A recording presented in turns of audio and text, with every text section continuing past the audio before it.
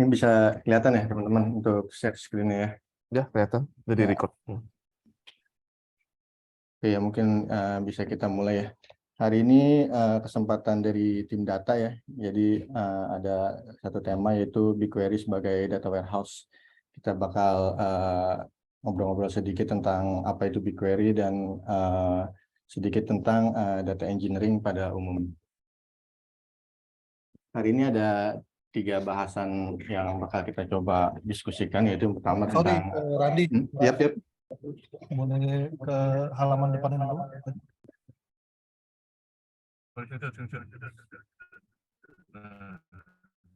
Ya. Ya, boleh. Ya.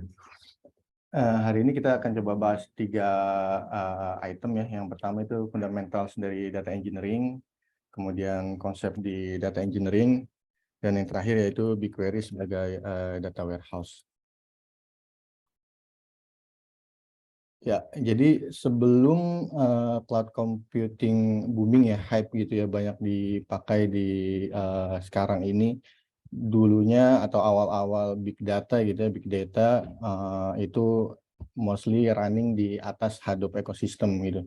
Jadi kita install sendiri setiap komponen Hadoop di dalam VM gitu ya. Jadi kita setup VM, masing-masing VM, kemudian kita setup menjadi satu cluster besar gitu yang satu sama lain saling terkoneksi. Ini bisa kita bahas sedikit gitu ya, jadi biar tahu background-nya atau big data itu sebenarnya awalnya itu dari apa gitu ya.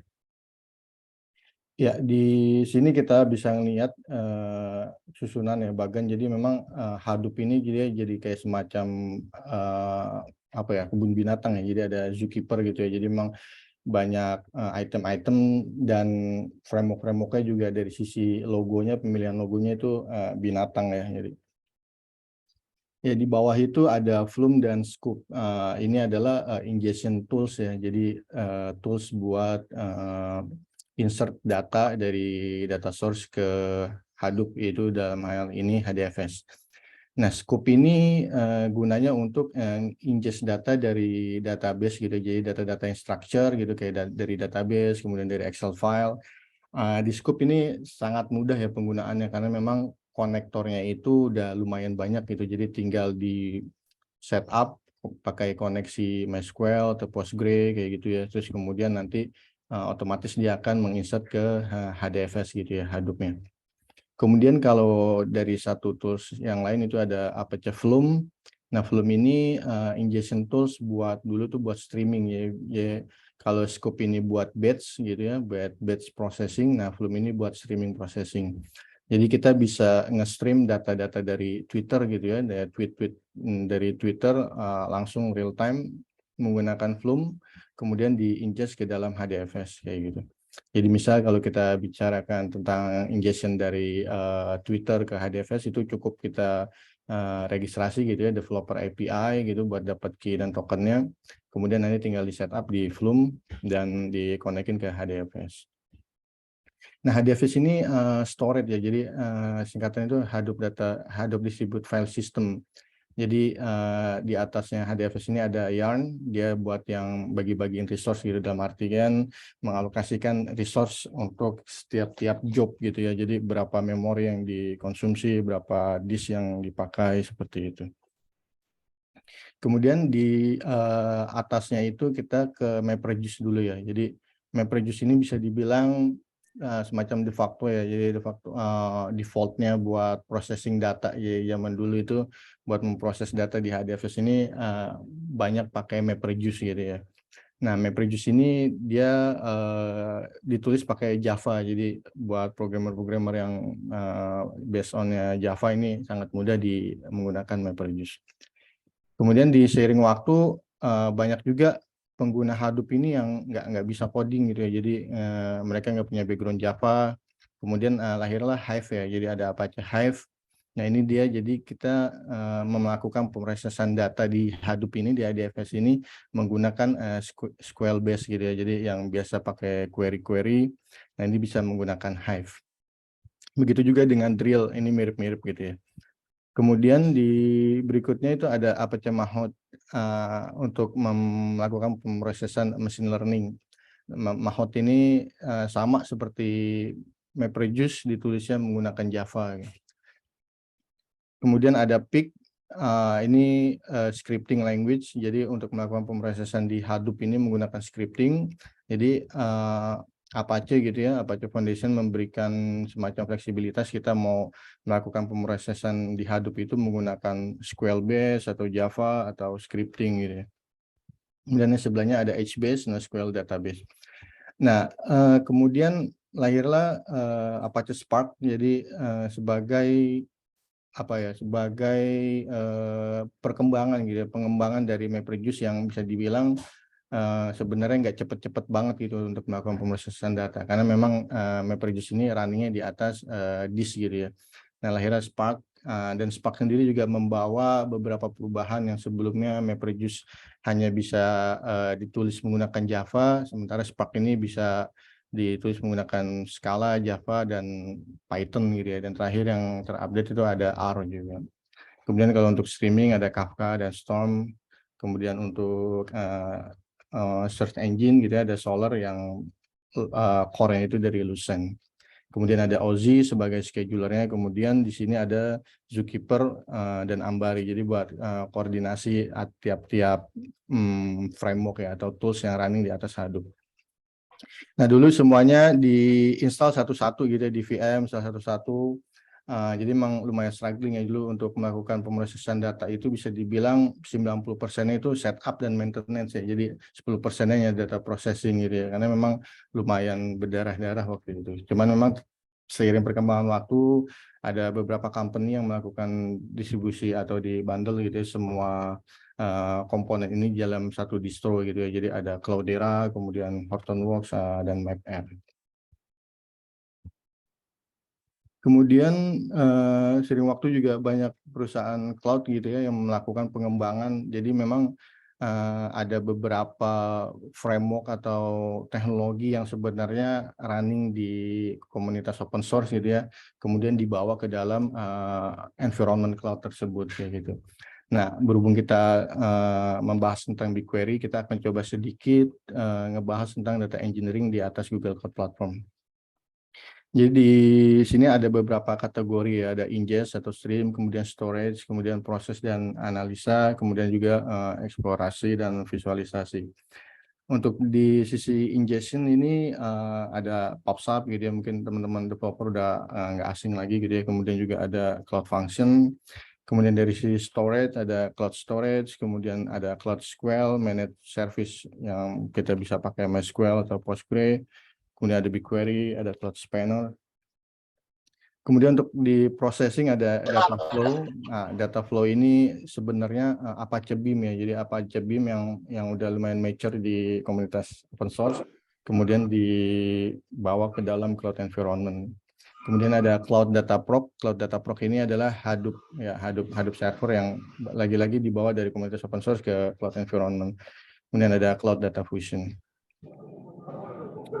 Kemudian di sini kita bahas sedikit tentang data life cycle ya. Ini penting buat orang-orang yang baru akan berkutat di data engineering gitu, untuk tahu sebenarnya data warehouse ini ada di layer keberapa gitu ya. Jadi setelah apa sih pemrosesannya. Jadi di depan ini kita ada database ya, yang data-data yang dihasilkan dari aplikasi, kemudian masuk ke data lake, kemudian diolah lagi ke dalam data warehouse, kemudian diolah lagi ke data mart. Nah, di dalam data mart ini yang akan dikonsum oleh dashboard ataupun ad hoc query gitu. Sedikit menyinggung ada dua skema atau dua alternatif yang umum biasa digunakan di data engineering pipeline gitu ya. Jadi kalau sebelumnya di sini ada database, kemudian masuk ke data lake gitu ya, baru setelah itu diolah ke dalam data warehouse. Kemudian ada juga yang di sini dari database kemudian langsung masuk ke data warehouse kayak gitu. Jadi kalau yang pertama ini sebenarnya data lake ini tempat gitu ya, tempat untuk menyimpan semua data-data baik yang structure gitu atau unstructure kayak text file, kemudian JSON. Nah, digabung di satu tempat itu di data lake. Nah, setelah itu dari data lake diolah ke dalam data warehouse menjadi data yang telah terstruktur gitu ya. Jadi kolomnya jelas, tipe datanya jelas. Kalau di data lake ini masih nyampur. Karena JSON file kan kita nggak tahu ya tipe datanya string kah atau integer. Nah, di data warehouse kita lakukan structuring datanya menjadi data yang terstruktur. Kemudian setelah itu dipecah-pecah lagi menjadi data mart ya. Data mart disesuaikan dengan kebutuhan masing-masing user ya, atau setiap departemen finance atau operation dan yang lain sebagainya. Nah, di Google ya, yang beberapa kali saya baca literatur, memang data lake ini saya belum melihat dipakai ya. Jadi kalau sebelumnya di AWS gitu ya, ini kebanyakan menggunakan data lake yaitu di S3 gitu ya. Jadi S3 bucketnya itu dijadikan data lake. Nah, sementara kalau di Google, di GCP itu Google Cloud Storage-nya ini jarang digunakan sebagai data lake ya. Jadi memang datanya itu langsung diplek-plekan, dimasukkan ke dalam data warehouse, dalam hal ini BigQuery kayak gitu. Nah, ini sedikit tentang data lifecycle yang ada di data engineering pipeline biasanya. Kemudian kita bahas sedikit tentang konsep dari data engineering. Mungkin teman-teman sering dengar istilah-istilah ETL, ELT. Nah, ini sebenarnya apa sih gitu ya? Maksudnya ini seperti apa kayak gitu. Iya, yang pertama itu ada ETL ya. Jadi ada extract, transform, load ya. Mungkin udah jelas lah ya dari akronimnya, dari singkatan apa, dari pengertian istilahnya udah jelas. Jadi di sini upstream adalah data source-nya, kemudian downstream ini adalah tempat menaruh hasil data dari ekstraksi yang di depan ini. Nah, kemudian ekstrak ini maksudnya gimana? Ekstrak ini adalah kita melakukan ekstraksi gitu ya dari database gitu, kemudian kita ambil semua. Nah, kemudian di sini di tengah ada transform. Nah, di transform ini maksudnya adalah apakah di sini kita butuh melakukan pengolahan data gitu ya. Jadi data dari database kita ambil, apakah di tengah ini kita bakal melakukan pemrosesan lagi, entah itu kita join dengan CSV file atau JSON file yang disebut dengan transformasi. Kemudian setelah itu kita load ya, kita hasil dari transformasi ini kita load, kemudian kita simpan dalam hal ini di downstream ini BigQuery kayak gitu. Nah, kemudian yang kedua adalah ELT ya, extract load transform. Sebenarnya hanya beda urutan ya, yang sebelumnya ada di posisi 2 itu transform, yang sekarang load. Nah, jadi kalau yang di sini benar-benar kita ekstrak, kemudian tidak ada transformasi gitu ya. Jadi kita load semuanya, mentah-mentah datanya, nah kita masukkan ke dalam downstream, dalam hal ini BigQuery. Kemudian setelah semua data kita masukkan ke downstream ini, barulah kita lakukan transformasi gitu ya, sesuai dengan kebutuhan. Kemudian apa perbedaannya gitu ya, apa perbedaannya dan lebih bagus pakai yang mana. Jadi sebenarnya tergantung kebutuhan ya. Jadi kalau misalnya memang hanya butuh beberapa, misalnya di sini database-nya itu atau satu table itu ada 200 kolom gitu ya misalnya. Nah, sementara kita nggak butuh 200 kolomnya, itu hanya 10 misalnya. Nah, itu kita bisa melakukan transform dulu gitu ya. Jadi alih-alih kita ambil semua datanya, mending kita ya ambil sesuai dengan kebutuhan. Nah, ini jadi bisa lebih, ya sisi cost bisa lebih hemat, kemudian dari sisi pemrosesan lebih cepat kayak gitu. Nah, sementara kalau ELT ini kita jadi bisa punya data kopiannya gitu ya, data kopian dari upstreamnya ini di tempat kita sendiri, seperti itu untuk perbedaan ETL dan ELT. Kemudian kita masuk ke pembahasan inti ya, yaitu tentang BigQuery. BigQuery ini data warehouse ya, biasa dipakai untuk data warehouse gitu ya, untuk OLAP ya, online analytical processing.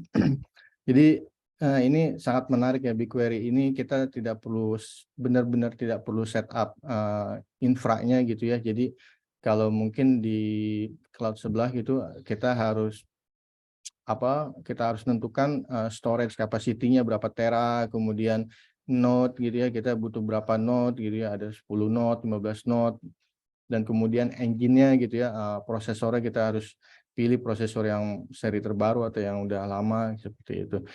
Kemudian BigQuery ini disimpan di distributed file system ya, Google Colossus ini juga awal-awal Hadoop booming, jadi Google ngebuat file system sendiri di bagian risetnya, cuman memang kita tidak bisa langsung akses di Google Colossus-nya itu. Kita hanya bisa mengakses lewat SQL interface-nya untuk melakukan pemrosesan data. Kemudian kenapa bisa cepat banget ya? Jadi BigQuery ini memang pemrosesan itu sangat cepat banget ya. Bahkan data bertera-tera aja itu kita nggak perlu nunggu lama-lama gitu ya. Jadi memang BigQuery ini melakukan proses data di dalam SQL Execution Engine ya. Jadi kalau teman-teman pernah dengar Presto ya, Presto DB gitu ya. Nah itu semacam query engine. Nah ini mirip-mirip kayak gini. Jadi memang terinspirasi oleh Dremel. Jadi ada ya Google Internal SQL Analytical Tool. Nah ini dibawa ke dalam teknologi BigQuery seperti itu. Kurang lebih pengenalan tentang BigQuery seperti itu gitu ya. Kemudian kita masuk ke dalam storage layout. Jadi teman-teman mungkin udah nggak asing untuk row oriented dan column oriented ya. Jadi di database itu yang umum gitu ya, yang digunakan adalah row oriented dan column oriented, dan itu masing-masing punya kelebihan dan kekurangannya. Nah kalau row oriented menyimpan datanya itu dalam satu row seperti ini ya, jadi semuanya disimpan. Ini cocok atau bagus digunakan untuk ya insert data, kemudian update data, jadi cepat gitu. Cuman memang kalau untuk dari sisi agregasi, kalau datanya udah banyak dia akan lambat ya, karena memang dia harus meload semua kolom. Padahal misal kita hanya melakukan sum di kolom quantity, tapi karena dia sifatnya row based, jadi harus semuanya diikutkan. Nah, sementara BigQuery sendiri itu menggunakan columnar format. Jadi berbeda dengan MySQL dan Postgre gitu yang row oriented. BigQuery ini menggunakan columnar format. Jadi teman-teman bisa lihat di sini. Di sini ada penyimpanan data gitu ya. Kalau misal kolom oriented itu jadi memang per kolom disimpan. Nah, itulah mengapa kalau kita melakukan agregasi di BigQuery gitu atau di database yang sifatnya kolumnar, nah itu akan lebih cepat karena memang langsung otomatis kita ke kolomnya tersebut seperti itu. Ini cocok untuk OLAP gitu, jadi memang direct tools for direct job ya. Jadi memang oh ya ini misalnya cepat gitu, udah kita pakai ini aja untuk transaksi misalnya. Nah ini nggak cocok gitu ya. Jadi memang ini cocok untuk analytical seperti itu. Nah, beberapa cara untuk melakukan ingest data ya ke dalam BigQuery itu kita bisa melakukan batch load, kemudian ada streaming gitu ya, mungkin dari PubSub langsung di-ingest ke BigQuery, kemudian atau juga generate data, jadi kita bisa melakukan select all, kemudian langsung insert into ke dalam table yang ada di BigQuery. Jadi kurang lebih ada 3 cara untuk melakukan ingestion. Batch load ini kita bisa pakai program Python gitu ya, pakai Java, Scala. Ini streaming juga sama. Ini jadi kalau misalnya tadi sebelumnya ada beberapa tools yang running di Google Cloud, nah ini bisa digunakan untuk melakukan ingestion data. Sementara kalau di AliExpress sendiri kita pakai batch load ya. Sementara ini pakai batch load, kemudian juga ada yang generated data. Untuk streaming belum dipakai. Batch load ini kita pakai data Cloud Fusion ya, data Cloud Fusion. Generate data ini di Cloud Function ya, pakai Python. Nah, yang nggak kalah pentingnya adalah kita walaupun BigQuery itu pada dasarnya sudah sangat cepat gitu ya, cuman memang kita harus tahu cara maintain ya atau manage table atau data di BigQuery gitu untuk mendapatkan hasil yang lebih optimal dan tentunya untuk penghematan cost gitu ya. Jadi dengan kita tahu cara mengoptimize table di BigQuery, nah itu impact-nya akan sangat signifikan dalam pengurangan cost di tiap bulannya. Jadi BigQuery mengenal partition. Nah, jadi kalau teman-teman di developer gitu, teman-teman developer sering menggunakan MySQL gitu ya atau Postgre gitu. Nah, itu bisa melakukan partisi gitu ya. Jadi untuk datanya itu biar lebih cepat, jadi saat kita melakukan query gitu filter ya sesuai dengan partisi yang sesuai dengan di tanggal yang dipartisi gitu. Jadi kita tidak melakukan scanning semua data. Kalau kita tidak melakukan partisi, maka database ini akan melakukan scanning data untuk mencari data yang kita mau. Nah, di BigQuery ini ada dua kategori atau dua tipe kolom yang bisa kita jadikan sebagai key gitu ya, partition key di BigQuery. Yang pertama adalah time, yaitu date atau date time gitu. Jadi kalau untuk date ini nanti bisa dibagi per tanggal atau per bulan atau per tahun gitu ya. Date time juga bisa per tanggal, per bulan, per tahun atau bahkan per jam kayak gitu. Nah, integer column juga ini kita bisa berdasarkan integer gitu. Jadi nanti dibagi menjadi beberapa bagian berdasarkan ID si integer tersebut.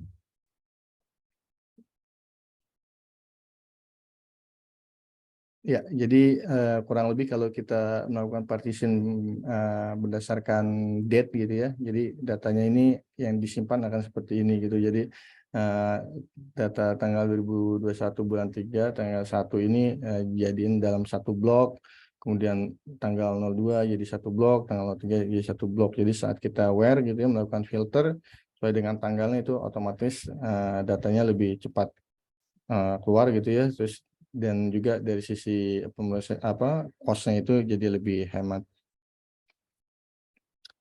Kemudian yang kedua adalah clustering ya. Jadi di BigQuery itu ada partition dan clustering. Jadi kalau partition ini khusus untuk tipe data date atau datetime dan integer gitu. Terus kemudian gimana kalau misalnya kita butuh tipe data yang sifatnya string gitu ya, atau karakter.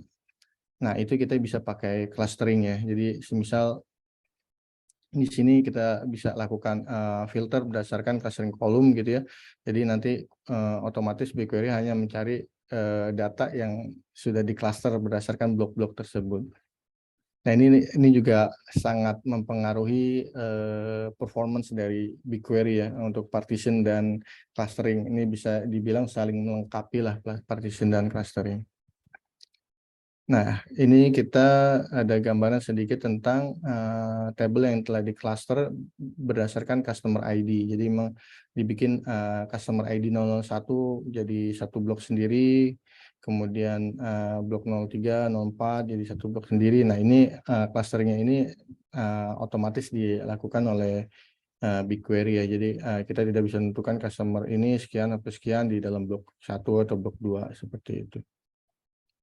Kurang lebih materinya seperti itu tentang BigQuery dan sedikit introduction tentang data engineering. Kita akan coba sedikit demo ya, demokan tentang partition dan clustering.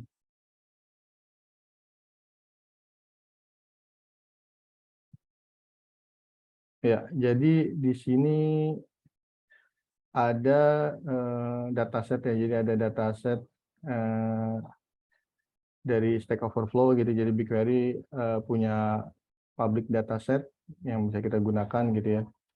Ini jadi seperti ini. Jadi kalau misal yang pertama adalah Q&A SO gitu ya. Ini kalau kita lihat di sini dia filenya itu kapasitas size-nya itu sekitar 37 GB gitu ya, tanpa ada partisi di tabelnya. Kemudian di sini ada table yang sudah di clustering gitu ya. Jadi di sini kelihatan di sini table type-nya partition, terus partition by-nya berdasarkan apa? Di sini berdasarkan bulan. Kemudian yang ketiga itu ada cluster ya. Jadi di sini di cluster by text kayak gitu. Nah, ini sedikit kita coba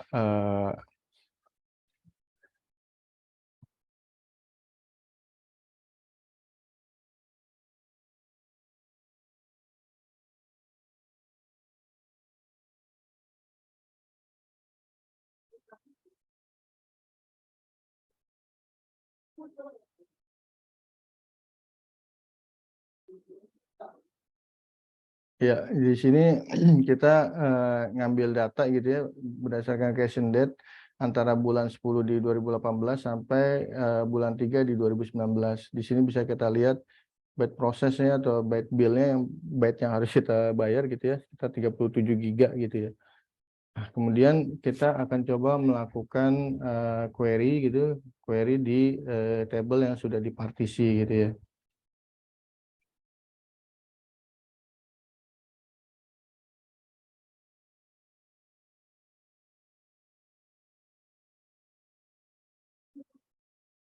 Ya, kita ngambil data 2018 di bulan 9 sampai 2019 di bulan 3 gitu. Ini sama dengan query yang tadi. Nah, di sini byte prosesnya atau byte builds-nya itu hanya 1,81 GB gitu ya. Setelah kita melakukan partisi memakai kolom creation date gitu ya. Jadi si BigQuery ini hanya men-scan data ya di data yang udah dipartisi gitu ya. Jadi dia nggak bakal keluar misal datanya ada dari 2010 misalnya, nah itu dia nggak bakal nge-scan data dari 2010, tapi emang hanya yang ada sesuai dengan yang kita filter di sini. Kemudian next kita akan coba query di table yang udah di cluster gitu ya. Jadi kita nge-cluster berdasarkan kolom teks gitu ya. Jadi kalau dilihat datanya, ya jadi datanya seperti ini gitu ya. Nah di sini ada tagging yaitu teks sebagai keyword mungkin ya, teks. Kemudian kita coba kita query di table yang sudah dipartisi dan di cluster. Nah, di sini terlihat jelas ya, di sini byte prosesnya hanya 114 mega, kemudian byte builds-nya juga hanya 115 mega.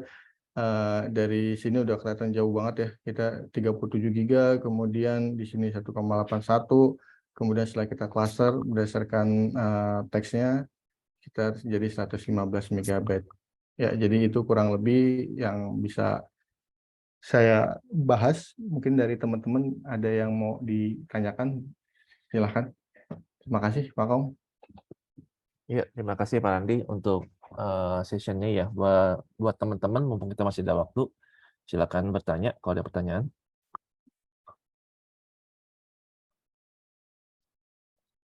Masih di mute ya kayaknya, bisa di unmute dulu.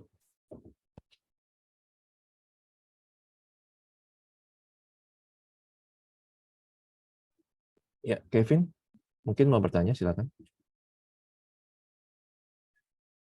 Suaranya nggak kedengaran.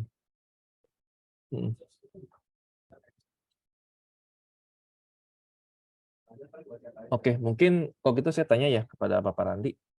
Pak Randi, ya itu kan tadi kan partitioning kan bisa diatur ya berdasarkan dari cluster itu berdasarkan dari grupnya gitu ya. Tadi ada blok yang misalkan dari yang customer sekian sampai sekian, terus customer sekian sampai sekian. Nah, misalkan kalau misalkan di salah satu bloknya itu growing ya, itu apakah dia akan pecah sendiri itu bloknya? Oh, itu ya, dia akan dari BigQuery akan melakukan reclustering sendiri dia, Pak. Oh, secara Jadi otomatis ya tanpa secara ada otomatis. manual. Iya, otomatis. Pertanyaan yang bagus, untungnya udah saya baca juga itu. Ya, oke. Thank you, clear kalau gitu. Ya, sambil tunggu dulu teman-teman yang lain mau bertanya, silakan.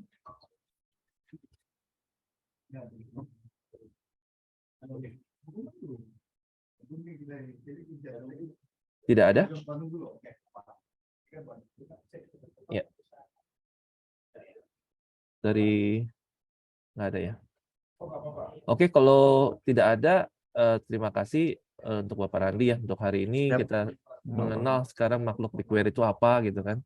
Dan ternyata menarik banget kalau kita mau dalamin ya. Buat teman-teman yang juga terutama yang buat non-engineering seperti PM juga ini menjadi suatu hal inputan yang bagus buat kita semua. Oke, kalau gitu saya akan akhiri aja untuk session kita hari ini.